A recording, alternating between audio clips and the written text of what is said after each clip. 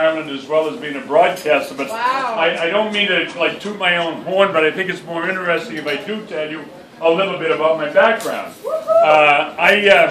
I started in broadcasting back in the 60s, and I was in Miami. The reason I started in broadcasting is I signed with the Baltimore Orioles out of the University of Miami, and being blessed with a tremendous lack of ability to play baseball, they released me, but they hired me back to work for the club. Yeah. And I worked for, you guys that are old enough might remember the great commentator Red Barber, who did the Brooklyn Dodgers and the Cincinnati Reds, a great old announcer when I was a kid growing up in Boston.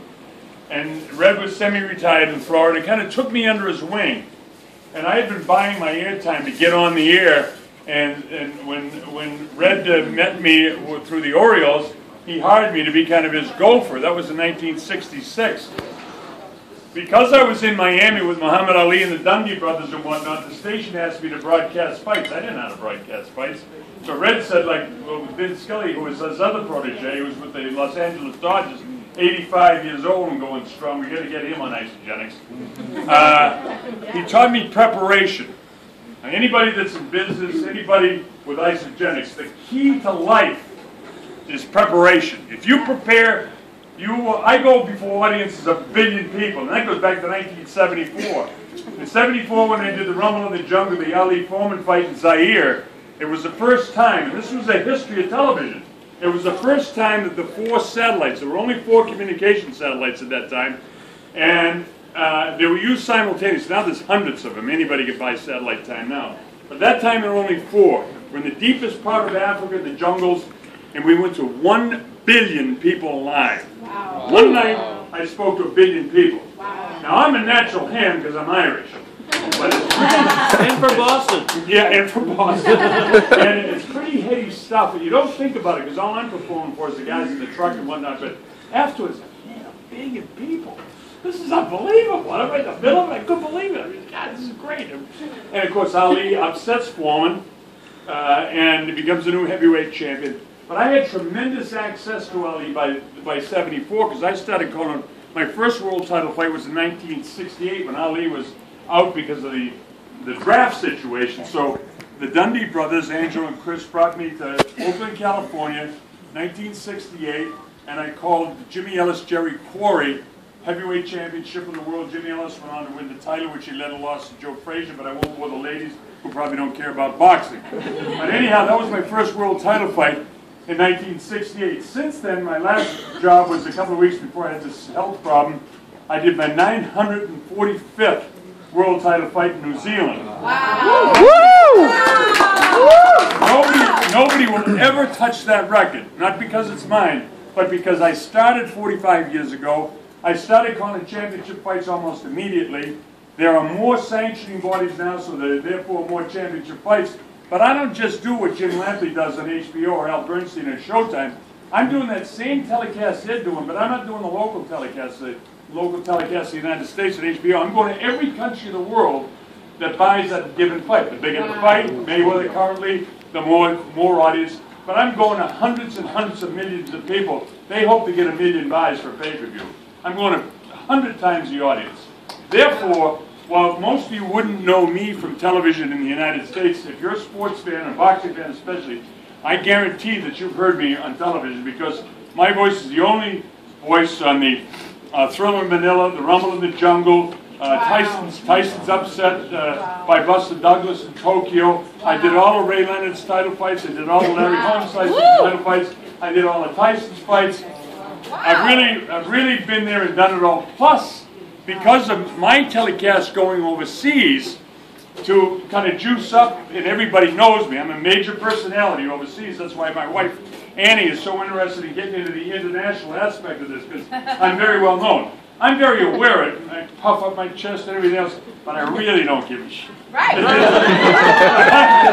not getting any more money. Yeah. The only person I care about in my life is my wife and my dog Lucy. Amen. And sometimes not necessarily in that order. So anyhow, I've had this fabulous career. It's a job that multimillionaires who spend $5,000 for a seat are seated 5 rows behind me. Where I sit is right here. The feet are right here. The mud, the blood, and the beer gets on you during the fight, and it is exciting. There's nothing more exciting in the world than to sit down, and I'll say when I'm going on the air that night, ladies and gentlemen, this is for the heavyweight championship of the world. I get goosebumps now. It's so exciting because I know these millions and millions of people are out there, and my voice is saying stuff. I love it because I'm a show off. I love it. I love it. But I'm also, when I was single, a womanizer, an alcoholic, a bull rider, a raconteur. I've been shot. I was in the military for 35 years. I'm a colonel. And the guys in my outfit, when I got promoted to colonel, everybody, all my friends, by the way, call me colonel. Nobody calls me Bob. If somebody calls the house and says Bob there, she wouldn't even put him through. She knows they don't know me. But my buddies and my wife, she calls me colonel like a kernel of corn. And that's the respect my bride has for me. Now, I love this woman, but she is tough. She's an Irish girl with red hair. Anyhow, and my buddies, when I get promoted to colonel, I go, the colonel, how the hell did he get promoted? Because I'm the colonel, right? My job is to give orders. In the military and at home. And at home, I don't do stuff. When Annie and I, before we get married, I said, Annie, I don't do stuff. I got my boys. I don't take up the garbage. I don't wash it. I don't pick up stuff that have to be. I got my troops. She said, well, let me tell you, Colonel with a K. I don't do stuff either. I don't pick up stuff. So to this day, I give Annie a part because I'm a colonel. It's my job. I give orders. I don't do stuff. I really don't. I give orders. So I give Annie about, I would say, in the vicinity of 130 to 150 orders a day, which she carries out approximately none. God bless you, my love. Urge the delegation. So I'm not going to be able to outshout you guys. If you don't want to listen, I can't outshout you because I got a broadcast to do 3 weeks in New Zealand and I'm training. I just had a quadruple bypass, and I'm not supposed to be driving. I drove myself home from the hospital. I'm not supposed to be lifting my hands above the head. I was in the pool today doing the breaststroke. I'm healed. I'm ready right now to go to New Zealand. I could go tonight and broadcast the fight. That's how well I feel. A lot of it has to do with this product that we're all on, especially product B. I'm also in the brain stuff. My mind's sharper than it's ever been in my life. I won't go do a telecast if I haven't been on the brain power. I won't do it. So anyhow, carrying on now a little bit, a few years ago I had some health issues. And remember the lifestyle I led? I weighed at one time almost 375 pounds. I get credit for 350, but I was up to about 375 pounds. I was a former professional bull rider. I was a former professional baseball player, not particularly good in either one of them, but I was there.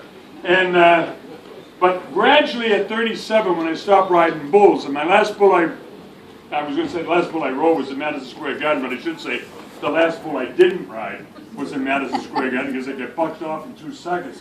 My brother's got a bunch of millionaires down from Boston to see his baby brother ride a bull in Madison Square Garden. I get bucked off in 2 seconds. My brother says, I could have done that, you asshole. Anyhow, I take him down to see the bulls, and a big bull turns his head and bends a 2-inch pipe and says, whoa, whoa. Yeah, getting on him isn't tough. Getting off him is where it gets tough. Anyhow, so I'm in terrible physical shape, and I'll try to move this along because I know it's coming from standing and whatnot. So 2010.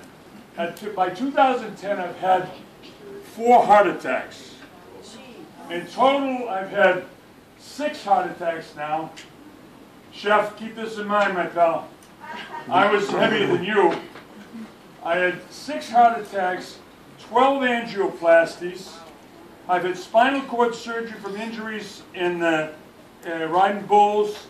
I was a quadriplegic at one time for about 2 months. Last summer I had a triple laminectomy where they cut the top of your bone off, and I couldn't walk for 4 months and I couldn't work. In 2010 I was virtually bankrupt. I never filed for bankrupt, but all my wealth, I made a lot of money over the years, but I spent $100 a week more than I made my whole life, so I don't have much. I'm 70 years old now, I don't have much to show for it. That's why I need to be with this man. I want to be a millionaire. I want to be with Dave. I love being on his team, better than being on the boxing team. In 2004 I was inducted in the World Boxing Hall of Fame. I'm also in the Canadian Boxing Hall of Fame. I'm in the Australian Boxing Hall of Fame. I'm in the Florida Boxing Hall of Fame, and these are my Hall of Fame rings to prove it. So in case you think I'm full of shit, these are the real deal. And when they gave me this ring in Los Angeles, they gave it to me with one diamond in the middle, and my military boys, even though they don't like calling me colonel because I rank most of them, they had it converted, and they took the CZ in it, and they had it all transferred to diamonds. And then they did it with this ring as well. So I've got my boys really look after me. And very proud of the fact that I got in the Hall of Fame, and I got a lot of mileage out of it. I'm busier than ever. I do approximately 2 to 3 events a month. I travel all over the world. I do 12 to 15 trips a year to the Pacific Rim, meaning 15-hour flights. And people say to me, how do you do 15-hour flights at 70 years of age? And you know the worst thing about a 15-hour flight to Western Australia to go to Perth? The worst thing is I hate it when I have to get off. Where else is anyone going to treat you like they do in first class on a trans-Pacific flight? I get off and I'm back to being a bum again. So I love the trip, so it doesn't take anything out of me to travel. 2010, I'm in Bulgaria doing a military speech of monument dedication for our pilots that died over there bombing the fuel dumps of the Nazis in World War II. And so we're at the U.S. Embassy. Whenever I'm in the Eastern European, I'm assigned bodyguards. So I have bodyguards, and with the priests, and with the general, and I look like a big muckety-muck, and I love it! and I do have people to show off to now, because they're photographers are with the generals and all this, so I'm beside myself. I love it. One of my bodyguards has been with me for about 20 years. The other one's been with me for 15 years. So the State Department was going to hire my bodyguards for me. I said, no, I got my own bodyguards. You got to pay for them. I said, okay. So this guy, Sasha, happens to be a Muslim. He's a Turk. His security company secures the Turkish Olympic team and the Turkish soccer team. It's a big deal in that part of the world. So he's one of my bodyguards. And the other fellow is a German, very, very nice guy. His name is Roland, and Roland has been with me for many years. So I show up. Most of my military guys haven't seen me with the bodyguards because that's a different part of my life.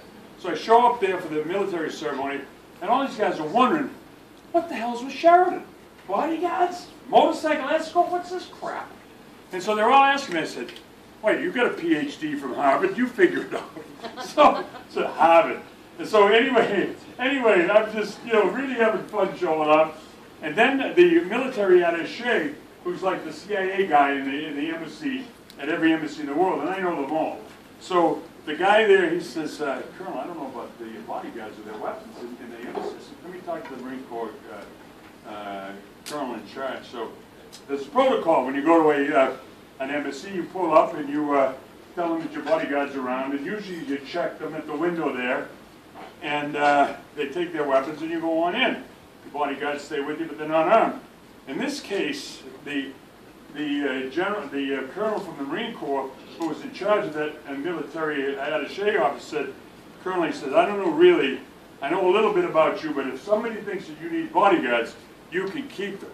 I got a Muslim with a weapon inside the United States Embassy. That doesn't mean much to many people in here, but that's pretty good stuff that somebody cared enough about me to give me a Muslim bodyguard and put me inside. A couple more minutes? Okay. They're telling me what the hook out of here. Okay, so the reason I tell you that is because it leads up to, I get sick, I end up in the hospital, I came back from that trip, I go to do the Pacquiao fight in the Dome in Dallas, I come back from that, I'm supposed to leave for Texas to do another fight on Tuesday, I wake up, I have congestive heart failure, I can't breathe, I go to the hospital, I'm unconscious, I was in a coma for, I think, 6 or 8 weeks. I come out of the coma, I'm a quadriplegic, I can't lift my thumb off my forefinger.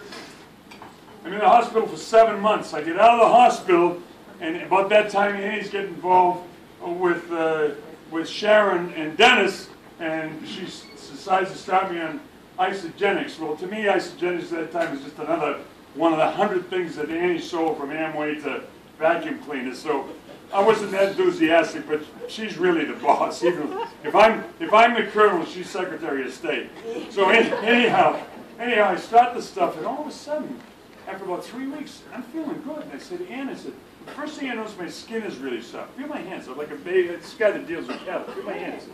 And say, well, what's with this? All of a sudden, I've had a couple of facelifts and whatnot, but my face, these lines are getting smaller and smaller. Now, this is important. It sounds vain, but when you work on television, especially HD, it doesn't help 70-year-old broadcast.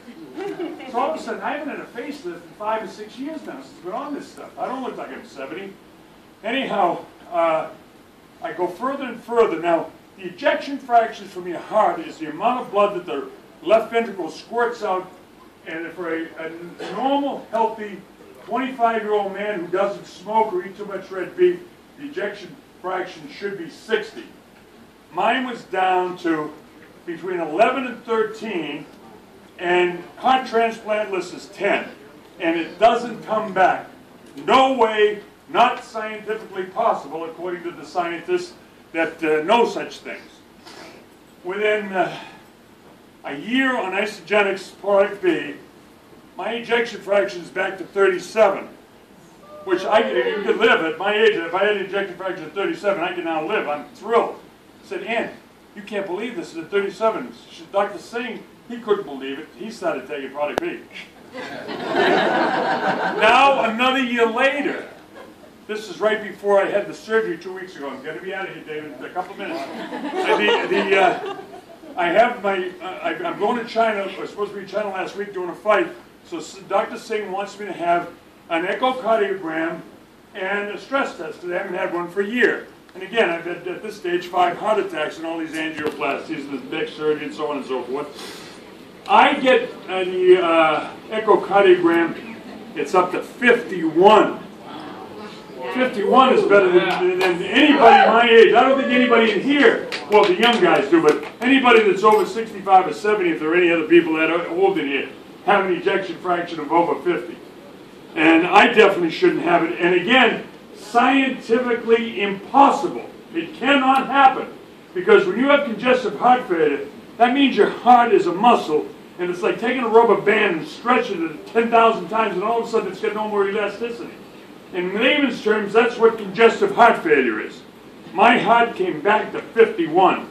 Puts me in for the stress test the next day, finds 3 spots in my heart that I ain't getting enough oxygen. Even though it's pumping right, I'm not getting enough oxygen, so it's working for nothing, really. Quickly, Dave, I'm going to be out of here. They're going to put me in for 3 triple bypass. I'm BS because I can't go to China. So Dr. says, can it wait for the no? It can't wait. You get 90% blockage in 3. You're going to die if you don't have this done. You're lucky you're not dead now. Going up, that was Friday night. I'm in the hospital Sunday, and I'm thinking, I'm ready to check out, and thank God, and all of this. I didn't think I was going to live. Next day, I have the surgery. It's not a triple bypass.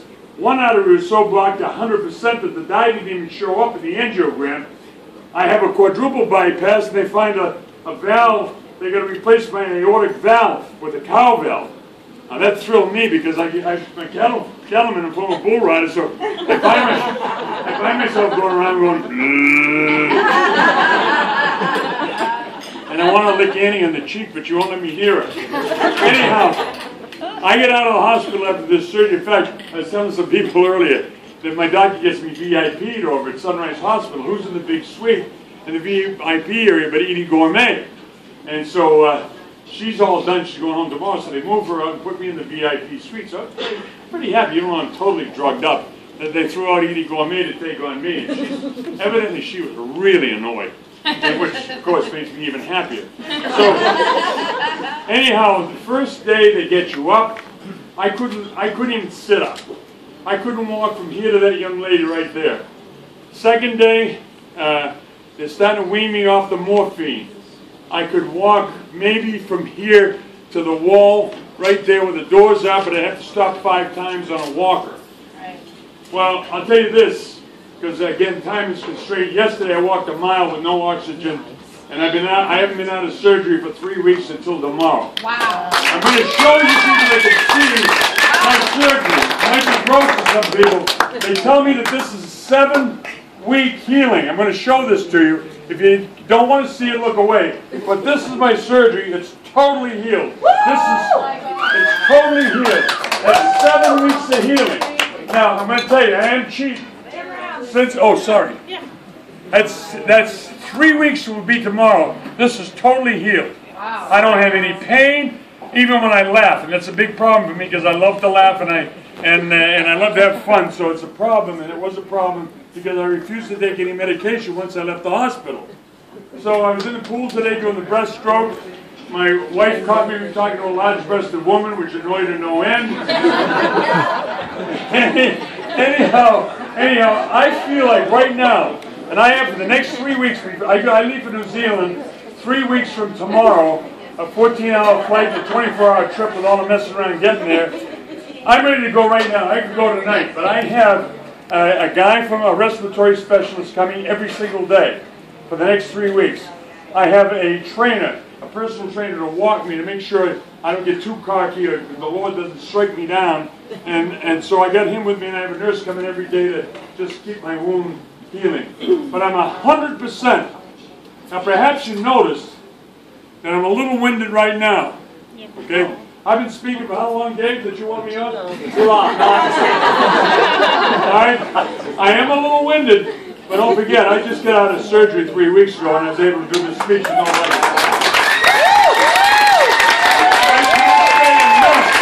I can't say enough about chronic pain of this man, Dave MacArthur, or the family that brought us in to the program, and I'm a heavy endorsee of Product B. I've got, hold on. I just want a couple things. First of all, Bob, how long was it after you had the surgery that your wife couldn't find you in the house because you went to a sporting event? Oh, the day I got out of the hospital, you're not supposed to drive for like 5 weeks. I drove home from the hospital because I'm not driving with my wife. The only thing we fight about, and they got me in the back seat of my wife's van. I'm like there and I'm in the child's seat, and I'm the colonel. I'm in the child's seat, and Nan's loving it. She's in charge now. I said, Annie, I'll stab you in the neck with this pen, blow over. I said, I will kill you, and in the process, I'm going to have a heart attack, and we'll both be dead. It ain't worth it. So she pulls over. She's highly annoyed. You're not supposed to drive for 5 weeks. Like she's going to be in control of me, right? I get in, I get my little oxygen thing, and I still got on my Johnny, and I got my jogging pants on. I get in the front seat, and Nan's bold. She's really annoyed with me. So I lean over and I go, is Annie mad with a little girl? And of course, she laughs, right? She's telling me to give you a hug. Okay, that's it. Yeah, she don't want any more stories about her. Let's hear it for Bob.